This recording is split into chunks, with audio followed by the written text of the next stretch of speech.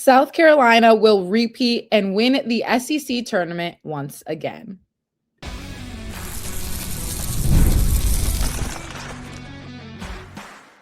You are Locked On Women's Basketball, your daily podcast on women's basketball. Part of the Locked On Podcast Network, your team every day. Welcome. You are Locked On Women's Basketball, your team every day.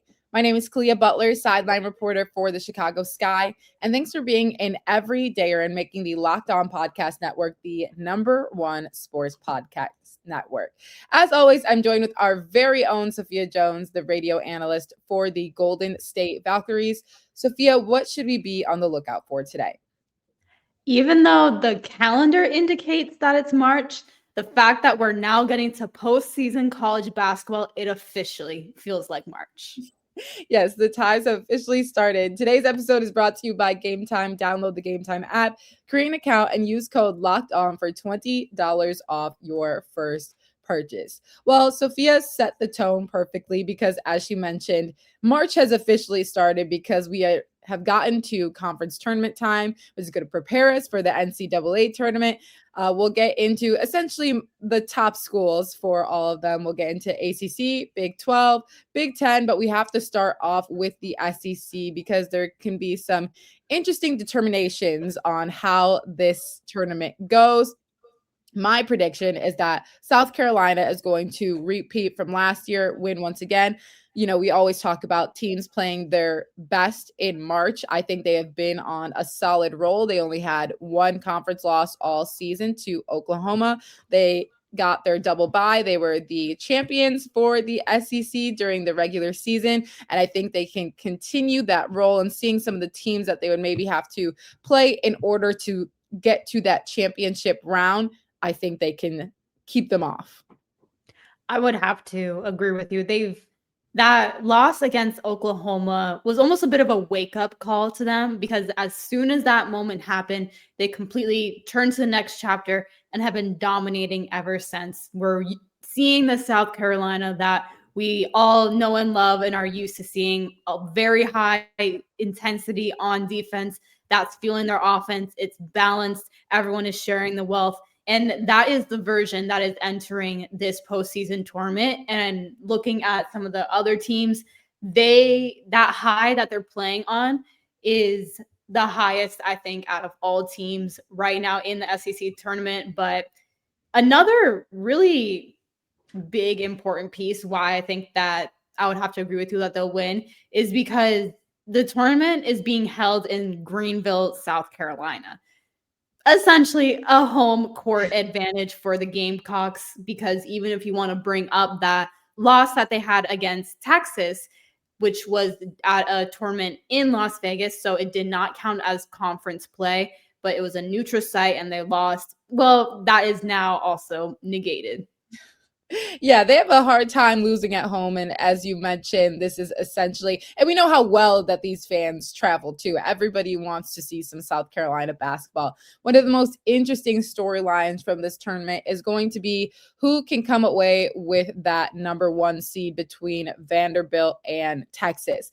Now, this one, I don't know. This could be tough. I think a lot of it is going to depend on how this tournament goes. But Texas was ranked #4 in the latest top 16 reveal for the NCAA, and Vanderbilt was at #5. But Vanderbilt has been able to come out and impress every single time that they needed to, that I wouldn't be surprised if they are able to walk away from this tournament with a #1 seed over Texas. If, like you said, if everything kind of trickles down through the bracket in the way that the higher seeds prevail, it would go down to Vanderbilt and Texas playing each other in the semifinals on Saturday. When these two teams faced each other before, it was at Vanderbilt, and the Commodores looked extremely comfortable that game. They stretched their lead, maintained it.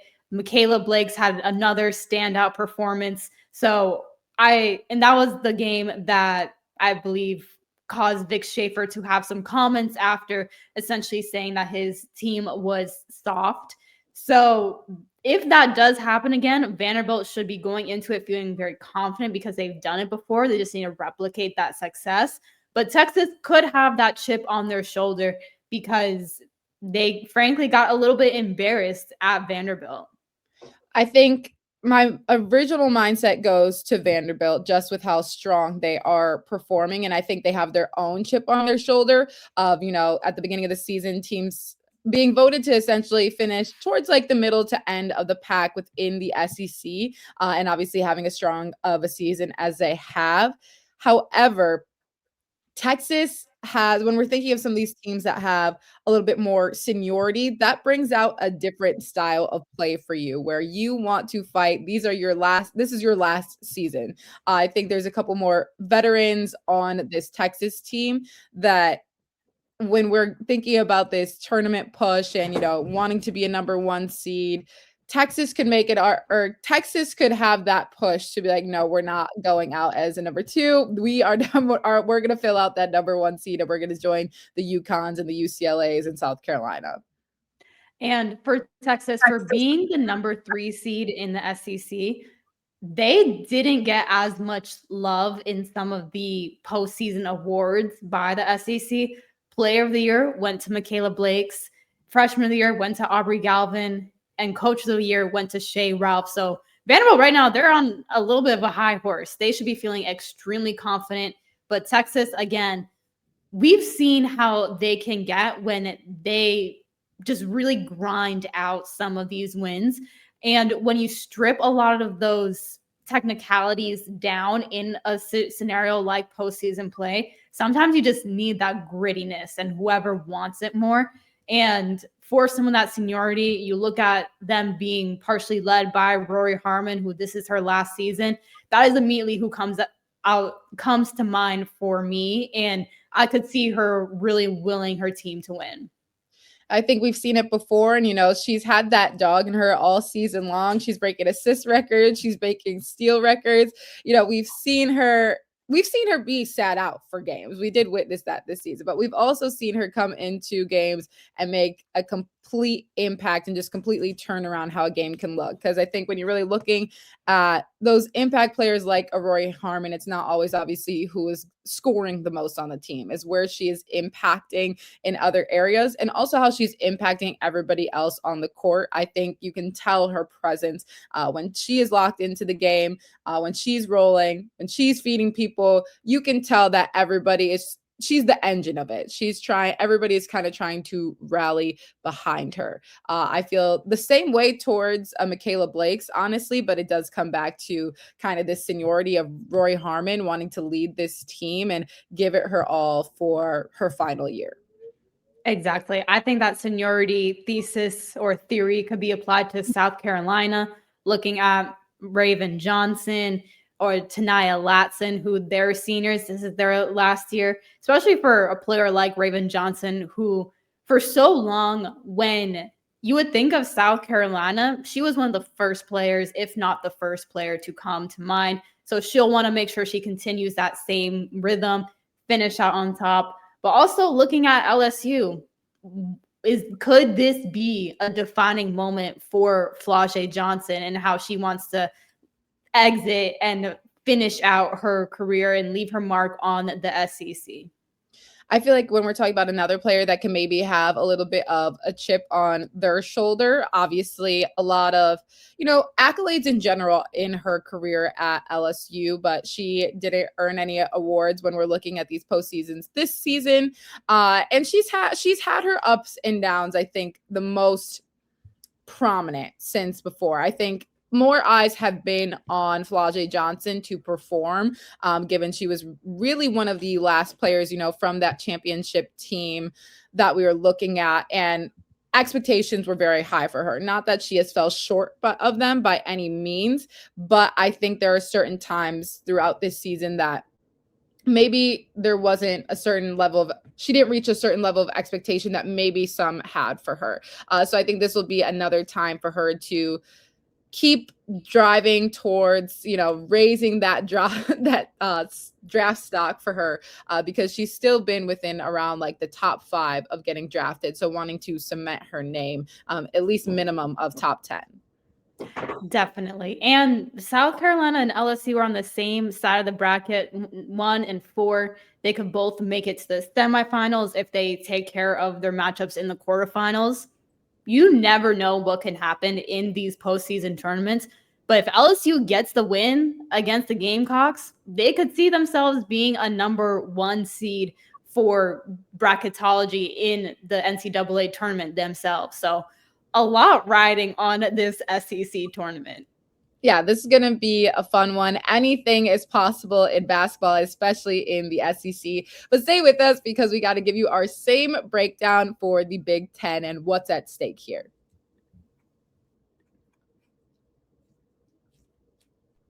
It's tax time, but for a lot of us, the old way of doing taxes is a lot. Trying to book an appointment that's not the most convenient, sitting in a waiting room with a stack of papers, emailing back and forth, and wondering if they really get your situation. But this year, you're getting a major upgrade. Intuit TurboTax now has in-person locations nationwide. You can meet face-to-face with a real tax expert, and your documents get uploaded straight to your TurboTax app on the spot. And just like that, you're done. Your TurboTax expert works to get you every dollar you deserve while you get real-time notifications as you go about your day. It's the relief of walking in and meeting a real person, walking out knowing your taxes are being handled right. Head to TurboTax.com/local to find a store near you and book your appointment. I don't like paying rent, and I bet you don't either. And especially somebody that lives in Chicago, we know just how high those rent prices are, and they continue to skyrocket every single year.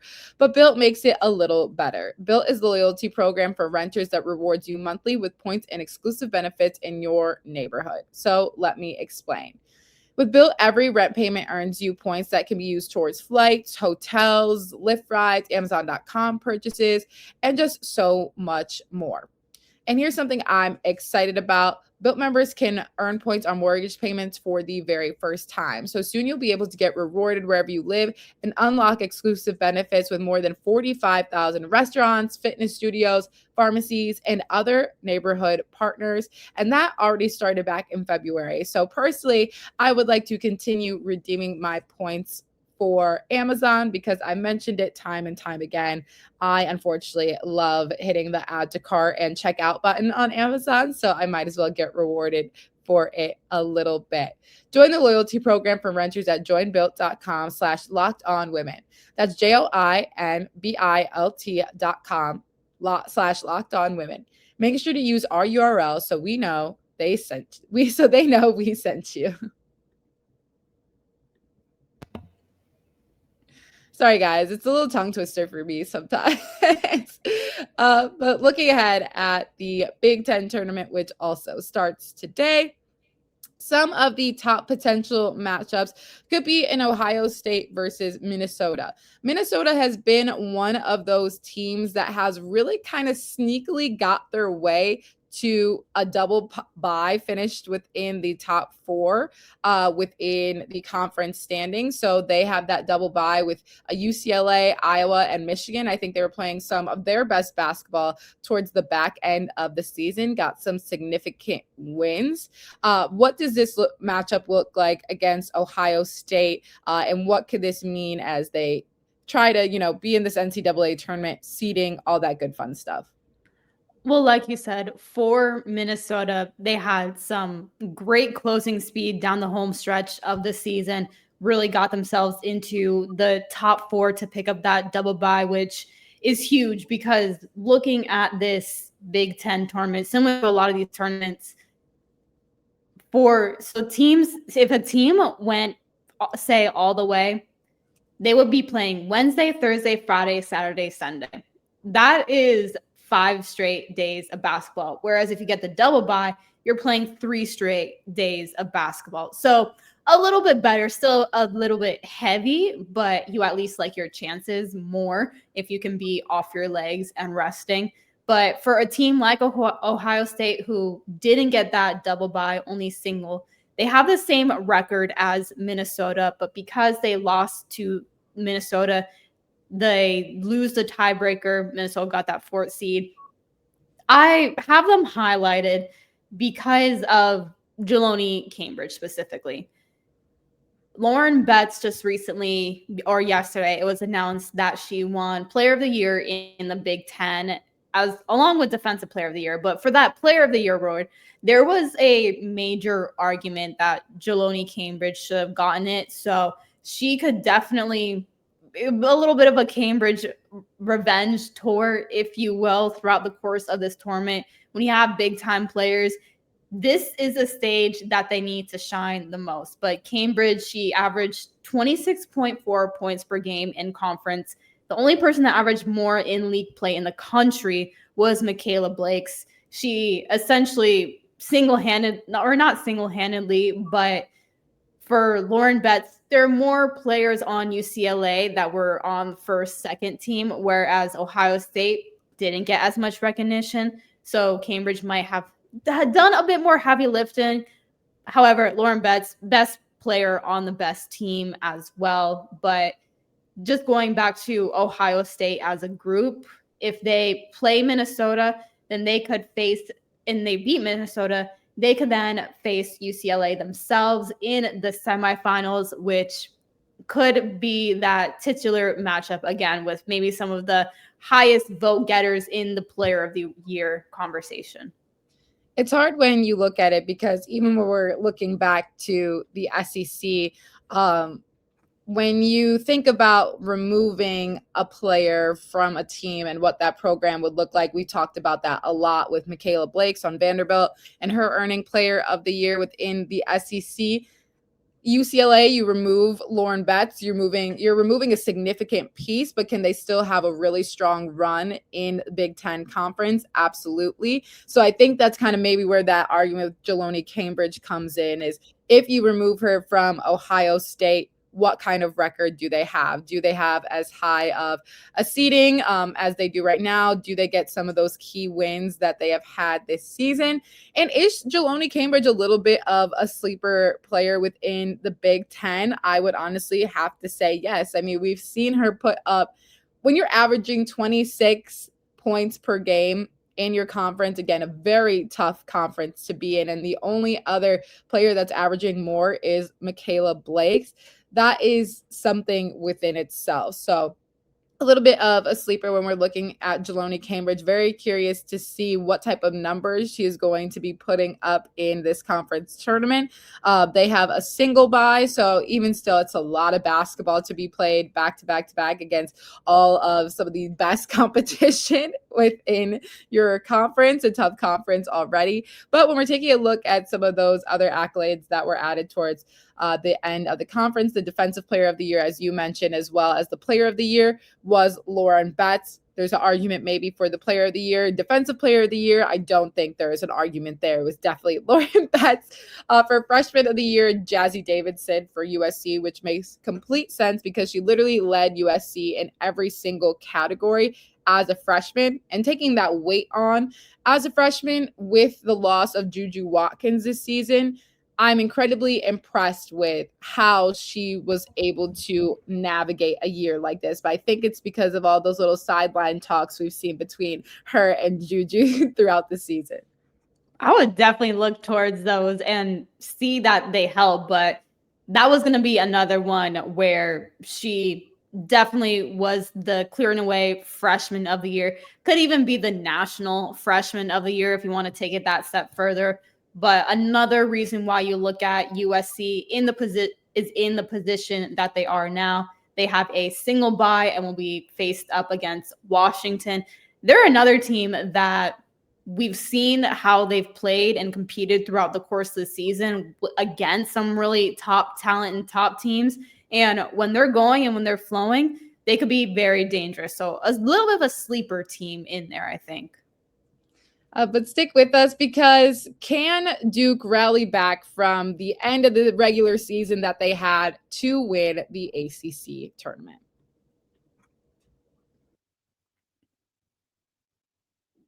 There's nothing like being in an NBA arena. The crowd, the energy, the moment. Getting tickets, though, that part hasn't always been so simple.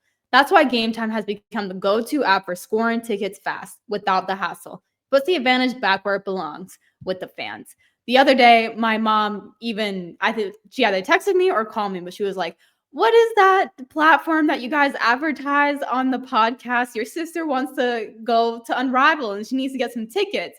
So I was like, go to Game Time. You know what? She got tickets and she was sending videos and they looked outstanding. And I was a tad jealous, but Game Time just makes it so easy. So take the guesswork out of buying NBA tickets with Game Time. Download the Game Time app, create an account, and use code LOCKEDON for $20 off your first purchase.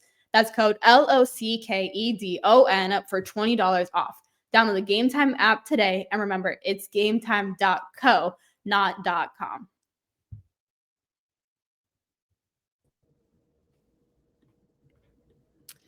I do believe that Duke can win the ACC tournament. However, it's a little bit of an interesting layout for them just because they had some tough losses towards the end of the season.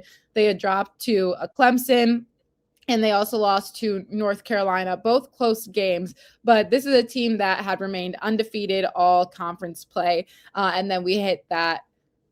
One of their losses was at the beginning of March, and then one of the others was at the end of February. But Clemson is a team that they could potentially play in the quarterfinals. That was their first loss of the two that they had all season long within conference play.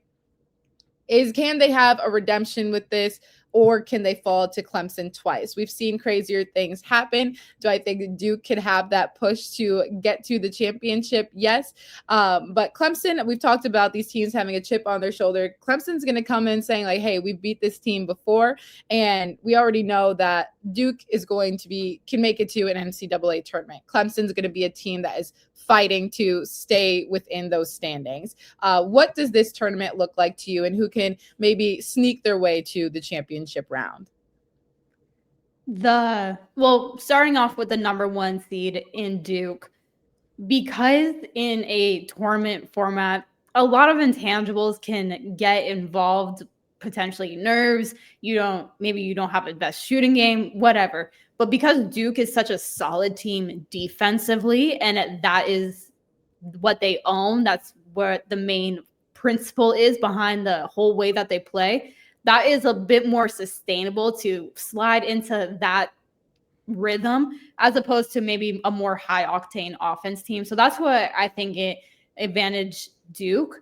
However, I have my eye on Notre Dame. It feels almost unfair to call them a sleeper team because they have Hannah Hidalgo on that roster, another Player of the Year and Defensive Player of the Year award for her in ACC play. But they're currently on a 5-game winning streak. They closed conference play, beating Louisville. That was a huge one. And if they win they only have a single bye. But if they win that one, move into the quarterfinals, they would play NC State, a team that they have beat before this season. And then that's when they could potentially run into Duke. But this is another one where looking at some of the players, and Hannah Hidalgo is an extremely difficult person to stay in front of offensively and get by defensively. And she has that mindset that is just so intense. It reverberates the whole entire team. Yeah, and she's averaging 25 points per game, which is the third best output nationally, also behind Vanderbilt's Mikayla Blakes and Iowa State's Audie Crooks. But I've seen, this was 2 years ago now that I was in grad school, getting old, but I was at the ACC tournament where Hannah Hidalgo was still on this team. Notre Dame had won the whole tournament. I've seen Hannah Hidalgo, lock in person. When she wants to get a win, this was also during the time that like Sonia Citron was on the team and everything. Trust me, this was a treat to see a couple years ago. But back to Hannah Hidalgo. She knows when to lock in, and especially when she gets to these high pressure moments when we're in this tournament sort of atmosphere, she just has that certain like look in her eye where she's like, everybody needs to move out of my way because I am going to get a bucket. I literally saw her go on like a 5-minute scoring streak just on her own. So when we're also talking about another team, again, all these chips on people's shoulders, this is a game. This is a tournament where the season didn't necessarily go. The season went slightly as anticipated for Notre Dame. There's not a lot of help behind Hannah Hidalgo, but can she have the wherewithal to get through an entire tournament, averaging what she does on tired legs potentially? That would be the biggest question, because Hannah Hidalgo is the main source of offensive and defensive production for Notre Dame.